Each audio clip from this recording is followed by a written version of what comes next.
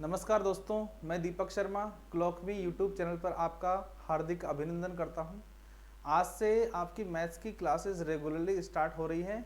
देखो, पहले क्लॉकमी के यूट्यूब चैनल पर हमने एडवांस के कुछ टॉपिक पढ़े थे, तो आज से हम स्टार्ट कर रहे हैं अर्थमेटिक का पोर्शन।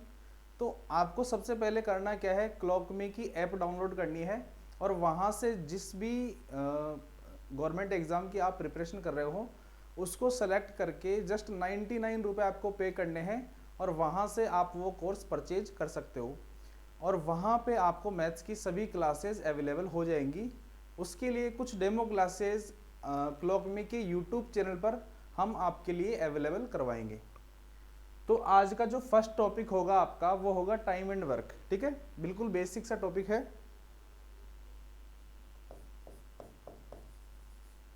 Time and work.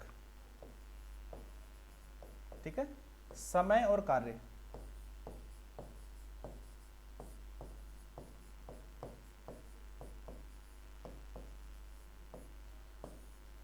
अब देखो, जनरल लाइफ में हम देखते हैं, जैसे मान लो आपके घर में किसी भी जैसे घर का काम चल रहा है, वहाँ पे कुछ मजदूर आ रहे हैं, वो काम कर रहे हैं। जैसे मान लो एक मजदूर 5 दिन तक आपके घर पे काम कर रहा है और वो डेली 10 काम कर रहा है। 10 काम मतलब यूनिट में कोई भी काम हो सकता है। जैसा आप ऐसा मान सकते हो कि वो एक दिन में 2 दीवार चुन रहा है या फिर 100 ईंट एक जगह से उठा के दूसरी जगह पे रख रहा है, इस तरीके से। तो इसको हम क्या बोलते हैं, एक दिन का काम। ठीक है, तो मैं कुछ टर्म्स आपको बता रहा हूँ। सबसे पहले आप ध्यान देना, जैसे मान लो कोई भी काम आपके घर पे चल रहा है, तो जो भी काम करना होता है पूरा का पूरा, उसको हम बोलते हैं कुल कार्य।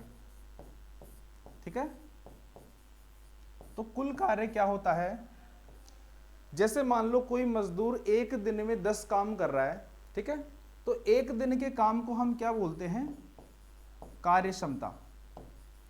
ठीक है, ठीक है, एक दिन के काम को हम क्या बोलते हैं, कार्य क्षमता। और मान लो वो एक दिन में 10 काम कर रहा है और इस तरीके से वो टोटल 10 दिन ले रहा है काम को करने में, तो यहां पे जो 10 दिन ले रहा है उसको हम क्या बोलते हैं, कुल समय। ठीक है, तो देखो काम कैसे पूरा हुआ, ध्यान देना एक बार। एक व्यक्ति ने डेली 10 काम किया और 10 दिन में काम पूरा कर दिया।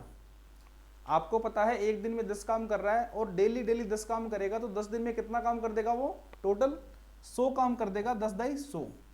तो इस 100 को हम क्या बोलेंगे, कुल कार्य। ठीक है, ये कुछ बेसिक चीजें थी। 3 टर्म होती है आपके समय और कार्य चैप्टर में। कुल कार्य बराबर कार्य क्षमता इंटू कुल समय। इसको अगर मैं इंग्लिश में लिखूं तो इसको बोलते हैं टोटल वर्क।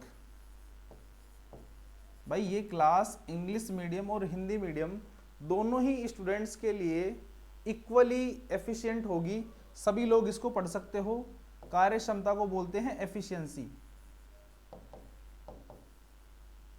ठीक है, और यहां पे कुल समय को बोलते हैं टोटल टाइम।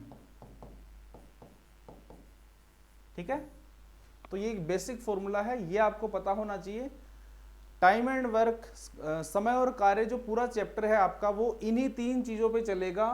कुल कार्य बराबर कार्य क्षमता इंटू कुल समय। अभी देखने में ऐसा लग रहा है कि जैसे 5th क्लास की चीजें हम पढ़ रहे हैं, लेकिन आप देखना जैसे जैसे चैप्टर आगे चलेगा यही चीजें आपके काम में आने वाली हैं।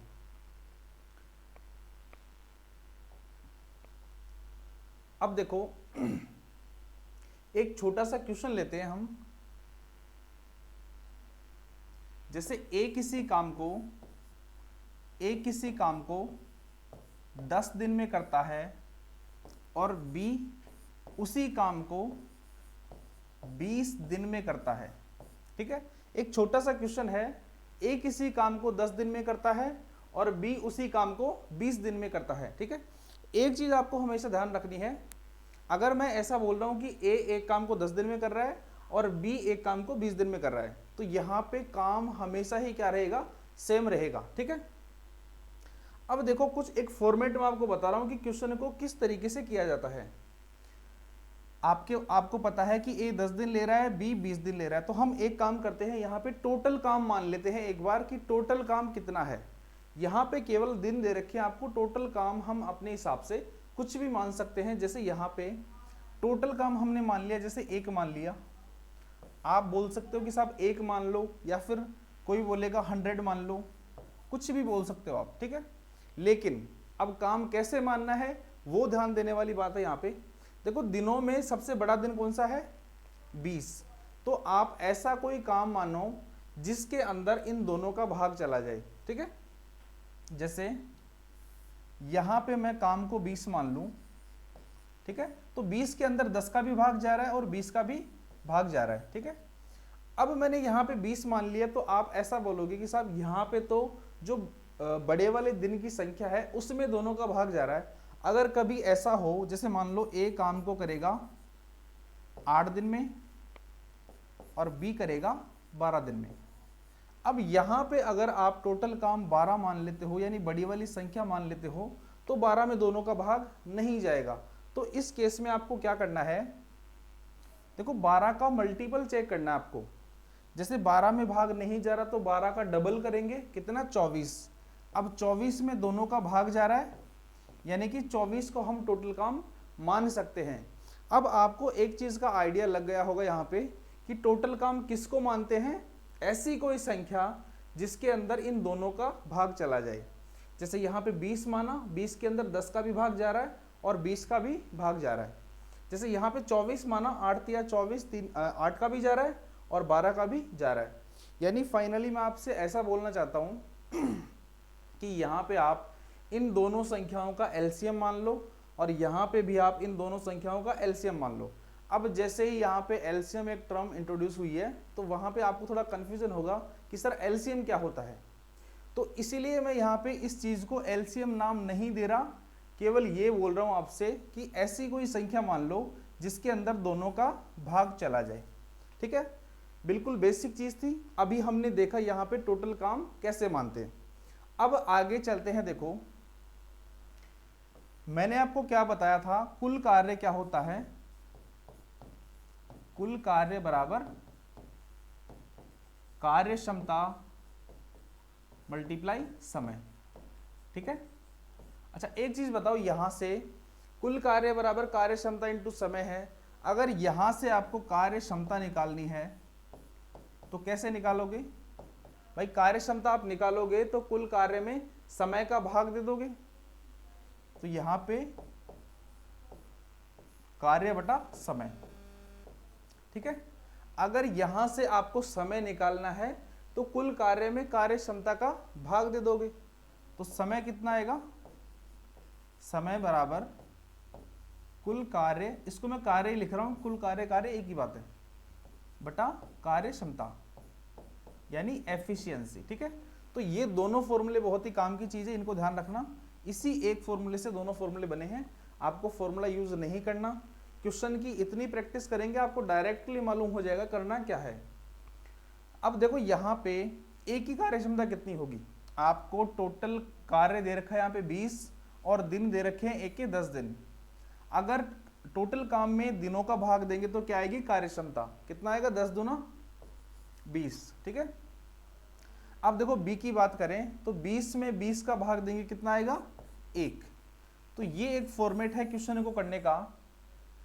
जब भी समय और कार्य का क्वेश्चन करेंगे, कोई भी क्वेश्चन हो, आपको यहां तक ये जो दोनों ये जो पूरा फॉर्मेट यहां तक हमने किया है ये तो आपको कंप्लीट करना ही है। जैसे इसकी बात करें, ए एक काम को करता है 8 दिन में, टोटल काम कितना है? 24। तो 8 का भाग 24 में देंगे, कितना आएगा? 3। मतलब एक दिन में कितना काम कर रहा है? 3 काम, ठीक है। अच्छा बी की बात करें, टोटल काम कितना है? 24 और 12 दिन में बी काम को कंप्लीट करता है, तो 24 में 12 का भाग देंगे, कितना आएगा? 2। यानी बी काम को कर रहा है, सॉरी बी एक दिन में कितना काम कर रहा है? 2 काम, और ए एक दिन में कितना काम कर रहा है? 3 काम।